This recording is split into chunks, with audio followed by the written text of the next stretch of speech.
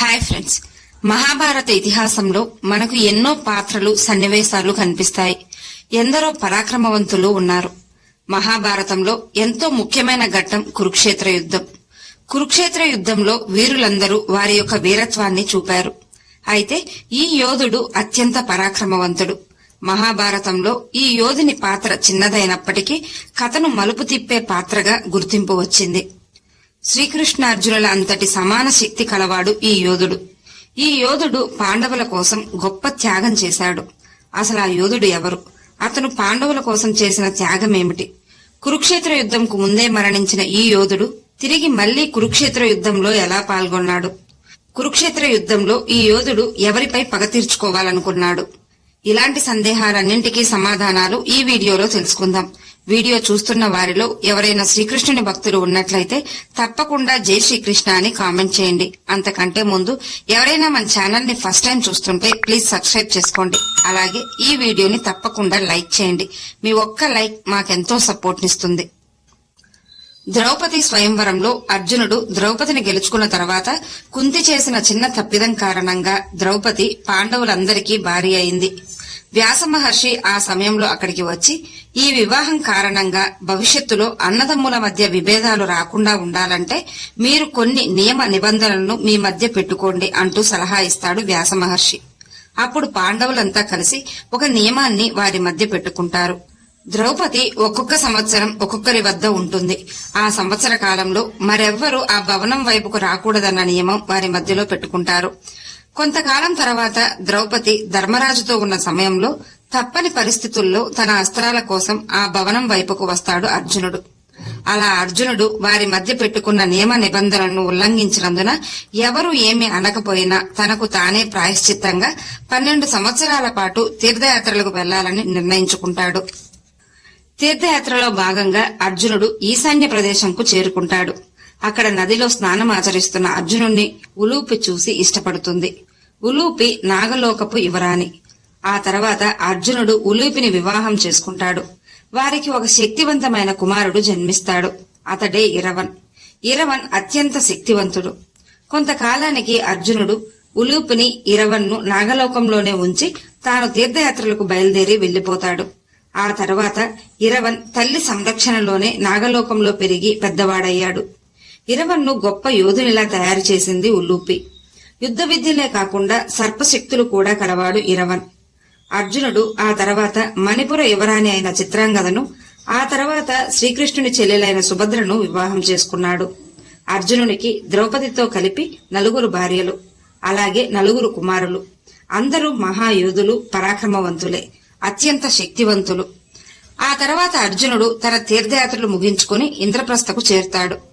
ఇరవన్కు మాత్రం తండ్రి అర్జునుడంటే ఎంతో కోపం, ద్వేషం ఉండేది. కాని అర్జునుడి గొప్పతనం గురించి తెలుసుకున్న ఇరవన్కు తండ్రిపై ప్రేమ కలిగి ఎలాగైనా కలవాలని ఆశిస్తాడు. ఇదిలా ఉండగా దుర్యోధనుడు పాండవులపై కుట్రలు చేస్తూనే ఉన్నాడు. దుర్యోధనుడు తన మామ శకునితో కలిసి పాండవులను మోసం చేసి అరణ్య అజ్ఞాతవాసాల పాలు చేశాడు. అరణ్య అజ్ఞాతవాస సమయంలో పాండవులు ఎన్నో కష్టాలను అనుభవించారు. పాండవులు విరాట రాజ్యంలో అజ్ఞాతవాసం కూడా పూర్తి చేసుకుని తిరిగి వచ్చి వారి రాజ్యం వారికి ఇవ్వమని దుర్యోధనుడిని అడిగారు. అందుకు దుర్యోధనుడు ససేమిరా ఇవ్వనన్నాడు.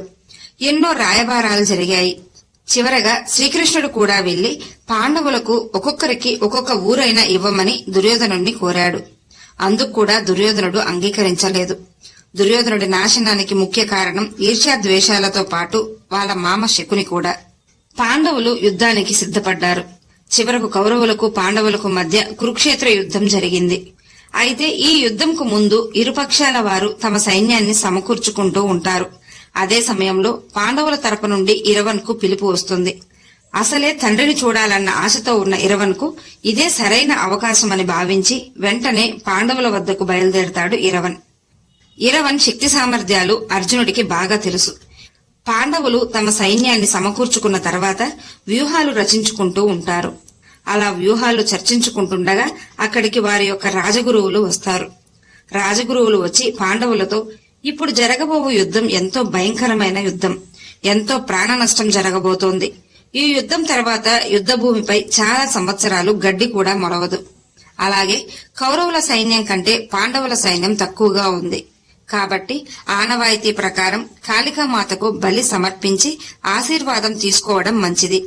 కాకపోతే ఇంత పెద్ద యుద్ధం జరగబోతున్నందున ఈసారి 32 వీర లక్షణాలు గల మహాయోధుణ్ణి బలి ఇచ్చినట్లయితే కాళికామాత ఆశీర్వాదంతో మీకు తప్పక విజయం వరిస్తుందంటూ రాజగురువులు పాండవులకు చెప్తారు. ఆ మాట విన్న పాండవులు ఎంతో బాధపడతారు.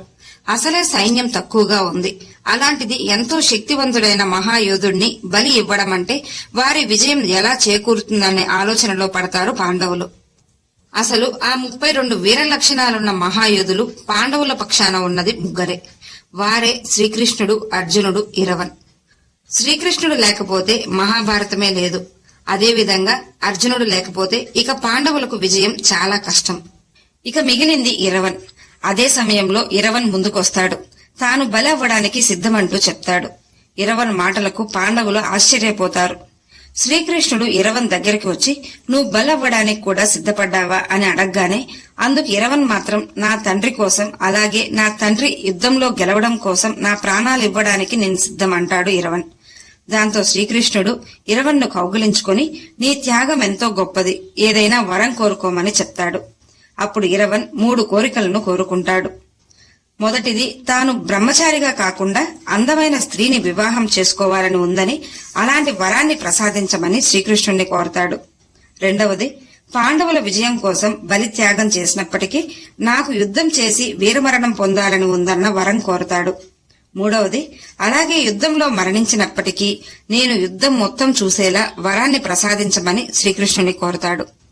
శ్రీకృష్ణుడు ఇరవన్ మొదటి వరం తీర్చడం కోసం శ్రీకృష్ణుడే మోహిని అవతారం ధరించి ఇరవన్ను వివాహం చేసుకుంటాడు. ఎందుకంటే చనిపోతాడని తెలిసి ఎవ్వరూ వారి యొక్క కుమార్తెలను వివాహం చేసుకోవడానికి అంగీకరించరు. అందుకే శ్రీకృష్ణుడు అలా చేశాడు. కురుక్షేత్ర యుద్ధంకు ముందే తనను తాను 32 ముక్కలుగా నరుక్కొని కాళికామాతకు బలి సమర్పించుకుంటాడు. శ్రీకృష్ణుడు వరం ఇచ్చినట్లుగానే ఆ తర్వాత ఇరవన్ కురుక్షేత్ర యుద్ధంలో పాల్గొన్నాడు. అర్జునుని కుమారులైన అభిమన్యుడు, ఇరవన్ కురుక్షేత్ర యుద్ధంలో ఎంతో వీరోచితంగా పోరాడి కౌరవ సైన్యాన్ని చెల్లాచెదురు చేశారు. అభిమన్యుణ్ణి కౌరవ యోధులందరూ కుట్ర చేసి మోసపూరితంగా చంపారని కౌరవులపై పగ తీర్చుకోవాలనుకుంటాడు ఇరవన్. యుద్ధంలో తర్వాత రోజున ఇరవన్ కౌరవ యోధులను చిత్తు చేయసాగాడు.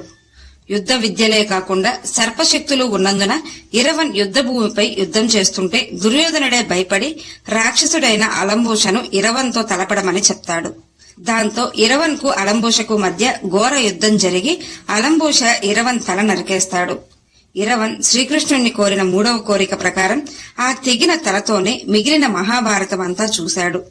అలంబోషను భీముని కుమారుడైన ఘటోత్కచుడు వధించాడు. చివరకు ఇరవన్ వీరమరణం పొందాడు. అర్జునుడికి తగ్గ కుమారునిగా ఇరవన్ తన వీరత్వాన్ని కురుక్షేత్ర యుద్ధంలో చూపాడు. ఇరవన్ అత్యంత శక్తివంతుడు. ఇరవన్ చేసిన త్యాగం మరువలేనిది. మహాభారతం మొత్తంలోనే ఇరవన్ చేసిన త్యాగం గొప్ప త్యాగంగా చెప్పబడింది. ఇరవన్ కథ మనకు భాగవత పురాణంలోనూ విష్ణు పురాణంలోనూ కనిపిస్తుంది. ఈ వీడియో మీకు నచ్చినట్లయితే లైక్ చేయండి, షేర్ చేయండి, అలాగే సబ్స్క్రైబ్ చేసుకుని పక్కనే ఉన్న బెల్ ఐకాన్ ని ఆన్ లో ఉంచుకోండి. Thanks for watching.